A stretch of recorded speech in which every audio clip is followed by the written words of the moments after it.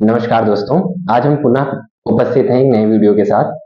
और इस श्रृंखला में हम जो है अनुच्छेदों को देखेंगे, क्योंकि बहुत सारे विद्यार्थियों ने जो है कमेंट किया था कि सर अनुच्छेद की सीरीज लेके आइए। तो जो महत्वपूर्ण अनुच्छेद हैं उनको आज हम प्रारंभ करेंगे और इस क्रम में हम सबसे आज डीपीएसपी से जो है लेके और अंतिम जो हमारे 395 अनुच्छेद हैं उन तक जो भी महत्वपूर्ण अनुच्छेद हैं वहां तक हम पहुंचेंगे। और मौलिक अधिकार का जो सेगमेंट है वो हम बाद में लेंगे, क्योंकि जो मौलिक अधिकार है, हालांकि अब की परीक्षाओं में मौलिक अधिकारों से उतने प्रश्न नहीं बनते हैं, क्योंकि बहुतायत मात्रा में पहले ही मौलिक अधिकारों से प्रश्न पूछे जा चुके हैं। तो जो सामान्यतः जो नया ट्रेंड है उसके अनुसार जो है जो आपके बीपीएससी और आपके कर्तव्य जो है मूल कर्तव्य उनसे जो है ज्यादा बहुतायत मात्रा में प्रश्न पूछे जा रहे हैं। हालांकि कुछ ऐसे अनुच्छेद हैं, मौलिक अधिकार भी हैं जिनसे अभी भी प्रश्न उठ रहे हैं, परंतु मौलिक अधिकार का जो विषय है वो हमें बहुत अच्छे से आना चाहिए, उससे प्रश्न बने या ना बने, लेकिन मौलिक अधिकार जो है वो बेस होते हैं संविधान का और वो हमको आना एकदम निश्चित ही है। इसलिए उसकी एक मतलब लंबी क्लास बनेगी, वो क्लास हम बाद में डालेंगे, क्योंकि महत्वपूर्ण जो आर्टिकल्स हैं वो डीपीएसपी से स्टार्ट होते हैं। तो आज हम आप जो स्टार्टिंग है वो डीपीएसपी से करेंगे, ठीक है। डीपीएसपी राज्य के लिए नीति निर्देशक जो तत्व है वो है क्या, सबसे पहले हम ये समझते हैं। तो राज्य के नीति निर्देशक जो तत्व हैं वो आयरलैंड के जो है संविधान से लिए गए हैं, और आयरिश संविधान से जो है स्पेन के संविधान से आयरलैंड में, और आयरलैंड के संविधान से भारत के संविधान में निहित किए गए हैं। तो राज्य के नीति निर्देशक जो तत्व है वो है क्या, राज्य को निर्देश दिया गया है इन अनुच्छेदों के द्वारा कि वह कौन से कदम उठाएंगे, कैसी प्रयोजनों को करेंगे जिससे राज्य जो है अधिक विकसित हो और राज्य के जो नागरिक हैं वो अधिक से अधिक लाभ को जो है सुनिश्चित कर जो है अपने विकास को जो है उच्च कोटि पर ले जाएं और अपने जीवन स्तर को बढ़ाएं। ऐसे जो है उसमें अनुच्छेदों में प्रावधानों को निहित किया गया है। तो हम समझेंगे कि आर्टिकल जो है 36 से 51 तक है। सबसे पहले हम समझेंगे आर्टिकल 36 में क्या है। आर्टिकल 36 में राज्य की परिभाषा है। राज्य की परिभाषा में हमको समझाया गया कि आखिर में राज्य है क्या, ठीक है। उसके बाद आर्टिकल 37 में बताया गया है कि राज्य द्वारा जो है जो न्यायालय द्वारा अपरिवर्तनीय है। जब हमारा संविधान जो है बनकर तैयार हुआ तो हमारा देश इतना सशक्त नहीं था कि मौलिक अधिकार के साथ साथ वो राज्य के नीति निर्देशक तत्वों को भी लागू कर सके। इसलिए उसमें आर्टिकल 37 में न्यायालय द्वारा अपरिवर्तनीय का जो है सिद्धांत का जो है कॉन्सेप्ट दिया गया। इसमें हम राज्यों को ये निर्देश दिए गए इसके द्वारा कि जो है ऐसी व्यवस्था की गई कि जो मौलिक अधिकार हमारे हैं वो मौलिक अधिकार जो है अगर राज्य जो है नहीं कर रहा है, अगर राज्य उस पर कानून नहीं बना रहा है या किसी प्रकार का सहयोग नहीं कर रहा है, तो आप सुप्रीम कोर्ट और हाई कोर्ट में रिट दायर करके उनको लागू करवा सकते हैं। परंतु राज्य के नीति निर्देशक जो तत्व हैं उनको आप न्यायालय के द्वारा न्यायालय में जो है राज्य को चैलेंज नहीं कर सकते हैं, क्योंकि उस समय की दृष्टिगत देखा गया कि राज्य के पास इतने संसाधन नहीं थे कि वह राज्य के नीति निर्देशक तत्वों को लागू करा सके। इसलिए उसको यह सुविधा प्रदान की गई आर्टिकल 37 के अनुसार कि जो राज्य है वो अपनी स्थिति के अनुसार जैसे जैसे वो परिपक्व होता जाएगा, जैसे जैसे हमारा देश परिपक्व होता जाएगा, वह इन बुनियादी सुविधाओं को नागरिकों को उपलब्ध कराता जाएगा, जिससे हमारे देश के विकास में जो है अधिक जो है वरीयता सुनिश्चित की जाएगी, ठीक है। तो आर्टिकल 38 में क्या समझाया गया है कि सामाजिक, आर्थिक व राजनीतिक न्याय को सुनिश्चित करना। राज्य ऐसे कदम उठाएगा, ऐसी योजनाएं लाएगा जिससे हमारे नागरिकों में सामाजिक, आर्थिक एवं राजनीतिक न्याय को सुनिश्चित किया जा सकेगा। तो मोटा मोटा हम समझ लें कि सामाजिक, आर्थिक और राजनीतिक न्याय है क्या।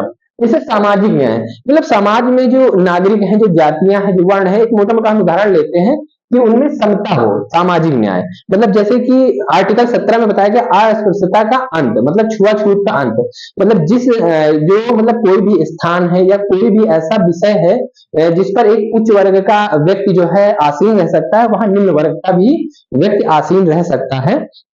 यह होता है आपका सामाजिक न्याय, मतलब समाज में सभी व्यक्तियों को एक समान दृष्टि से जो है देखा जाएगा, ठीक है।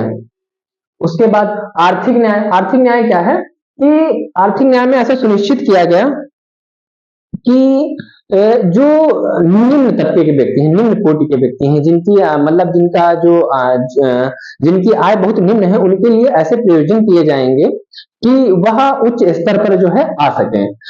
जैसे कि जो हमारा समाजवाद है, अगर हम समाजवाद को समझें तो समाजवाद दो प्रकार के होते हैं, कठोर समाजवाद और उदार समाजवाद। तो भारत ने उदार समाजवाद को जो है अपनाया हुआ है। इसमें क्या होता है कि हम किसी भी व्यक्ति के मतलब जो उच्च स्तर पर व्यक्ति है, या जिसके पास अधिक धन है, या जिसके पास अधिक सोर्स है, उनको हम छीनते नहीं हैं। कठोर समाजवाद में क्या होता है कि एक मतलब धनाढ्य व्यक्ति से जो है उसके धन को छीनकर समाज में पूर्णतः समान रूप से वितरित किया जाता है। परंतु भारत में जो समाजवाद अपनाया गया वो उदार समाजवाद है। इसमें जो धनाढ्य व्यक्ति है उससे न छीनकर जो निम्न तबके का व्यक्ति है उसके लिए हम ऐसे कुछ प्रयोजन करेंगे कि वह भी उठकर उसके समान जो है स्तर पर आ सके। उसके बाद राजनीतिक न्याय। राजनीतिक न्याय का मतलब है कि कोई भी व्यक्ति जो है राजनीति में समान मतलब जैसे कि मान लीजिए हमारे मोदी जी का अगर उदाहरण ले लें, तो एक चाय वाला से लेकर प्रधानमंत्री तक का उन्होंने सफर तय किया। तो ऐसा कोई वरीयता नहीं है कि नेता का बच्चा ही नेता मतलब जैसे कि उस राजनीति में उतरेगा, या ऐसा करके कुछ भी नहीं। कोई भी व्यक्ति जो है राजनीति के स्वाद को चख सकता है। ठीक है। उसके बाद समान कार्य के लिए समान वेतन। ठीक है। किसी भी जैसे कि मतलब कार्य कभी कभी क्या होता, पहले क्या होता था कि कार्य क्षमता के अनुसार जो है वेतनों का आवंटन किया जाता था। अभी भी कई प्राइवेट संस्थानें हैं या कई जगह पे हम देखेंगे कि महिलाओं की सैलरी अलग और पुरुषों की सैलरी अलग उसी कार्य के लिए कार्य क्षमता के अनुसार वितरित की जाती है। परंतु आर्टिकल जो है लाएगा कि स्त्री और पुरुष को समान कार्य के लिए समान वेतन दिया जाए। ठीक है, ना कि उसके कार्य क्षमता के आधार पर। समान न्याय व निःशुल्क विधिक सहायता। तो 39 का में बताया गया है कि जैसे गरीब व्यक्ति है, अगर वो न्यायालय जाता है, अगर कोई भी उसका किसी भी उसका मौलिक अधिकार का या किसी चीज का हनन हो रहा है, तो वो जब न्यायालय जाएगा तो वो कैसे, भाई उसके पास वकील को देने के लिए पैसे तो होंगे नहीं, या जो गरीब आदमी है तो वो न्याय कैसे प्राप्त कराएगा। तब उसमें देखिए उसमें क्या सामाजिक असमानता आ जाएगी ना, न्याय नहीं प्रदत्त हो पाएगा उनको। तो उसके लिए क्या व्यवस्था की गई कि सरकारी वकील जो है उसको दिया जाएगा, जो उसकी तरफ से जो है मुकदमे में जो है उसकी पैरवी करेगा। ठीक है। उसके बाद आर्टिकल 40 ग्राम पंचायतों का गठन। आर्टिकल 40 के तहत ग्राम पंचायतों का गठन किया जाएगा, जिससे जो है जैसे कि जो योजनाएं हो या फिर जो भी कार्य हो वो अंतिम छोर तक पहुंच सके। 41 सार्वजनिक सहायता काम या अवसर। राज्य ऐसी व्यवस्था करेगा कि जिसके द्वारा जो बेरोजगार व्यक्ति हैं, जो जैसे जो मतलब मान लीजिए अपंग व्यक्ति हैं, या इस प्रकार के जो भी लोग हैं जिनके पास काम नहीं है या वो काम के अवसर खोज रहे हैं, उनको जो है उनके लिए ऐसी योजनाएं चलाएं कि वो उनमें सम्मिलित होकर काम करें, अपनी जीविका का यापन कर सकें। जैसे कि यहाँ पर मनरेगा दिया हुआ है, तो अगर पूछे हमसे यहाँ पे क्वेश्चन बन जाता है कि मनरेगा किस आर्टिकल के तहत जो है ये मनरेगा योजना किस आर्टिकल के तहत चलाई गई। मनरेगा जो योजना है आर्टिकल 41 के तहत चलाई गई है, और ये पहले नरेगा नाम से चलती थी। 2009 में इसको संशोधन करके मनरेगा नाम से इसको चलाया जा रहा है। तो कभी कभी ये पूछ लेता है कि नरेगा से मनरेगा में संशोधन कब किया गया, तो 2009 में जो है नरेगा को मनरेगा बना दिया गया है। ठीक है। आर्टिकल 42 काम की उचित दशा व प्रसूति सहायता। जो राज्य है वो योजनाओं के द्वारा ऐसी जो है ऐसा माहौल क्रिएट करेगा कि जहां पर लोग वर्कर्स काम कर सके। माहौल जो है वो गंदा नहीं होना चाहिए, या ऐसा नहीं होना चाहिए जिससे उनके स्वास्थ्य में कोई हानि पहुंचे। प्रसूति सहायता, ठीक है, जैसे मैटरनिटी लीव मिलती है तो आर्टिकल 42 के तहत ही जो है मैटरनिटी लीव मिलती है। ठीक है। आर्टिकल 43 कामगारों के लिए निर्वाह मजदूरी।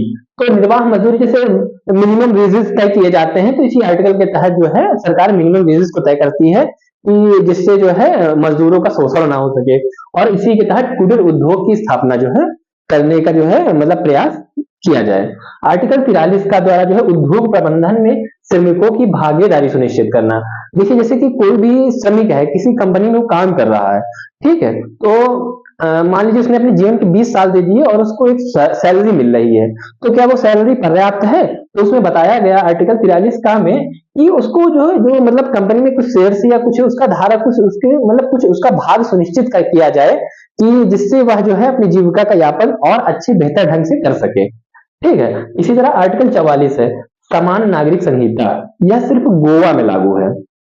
इसको जो है प्रत्येक राज्य को समान नागरिक संहिता को जो है अप्लाइड करने के लिए निर्देश दिए गए हैं, परंतु अभी तक गोवा ने किया है। ठीक है, इसी तरह आर्टिकल 45 में क्या किया गया है कि निःशुल्क एवं अनिवार्य शिक्षा जो है 14 वर्ष के बच्चों के लिए तक जो है अनिवार्य शिक्षा का प्रावधान जो है इसके आर्टिकल 45 के द्वारा किया गया है। इसमें जो है आपके 2002 में संविधान संशोधन 6वां संविधान संशोधन हुआ, लिख देते हैं 2002 में 6वें संविधान संशोधन को जो है संशोधित किया गया और ये आर्टिकल 21 में शिक्षा का अधिकार मूल अधिकार के रूप में जोड़ा गया है। ठीक है, इसमें अनिवार्य शिक्षा का प्रावधान किया गया है कि राज्य जो है शिक्षा के लिए एक अनिवार्य कदम उठाएगा और इसी को आपको 11वां मूल कर्तव्य में भी इसी आर्टिकल के तहत जोड़ा गया है। तो आपसे ये पूछ लेता है कि जो शिक्षा का अधिकार है किस आर्टिकल में है और किस संविधान संशोधन के तहत जोड़ा गया। तो मूल अधिकार में 21 का में है और अगर डीपीएसपी में पूछ ले तो आर्टिकल 45 में है और मूल कर्तव्य में पूछ ले तो 11वें मूल कर्तव्य में आपको दिया गया है। और एक क्वेश्चन आ जाता है कि सर्व शिक्षा अभियान कब चलाया गया, तो 2001 में सर्व शिक्षा अभियान को जो है चालू किया गया था इसी संशोधन के तहत। ठीक है, 2001 के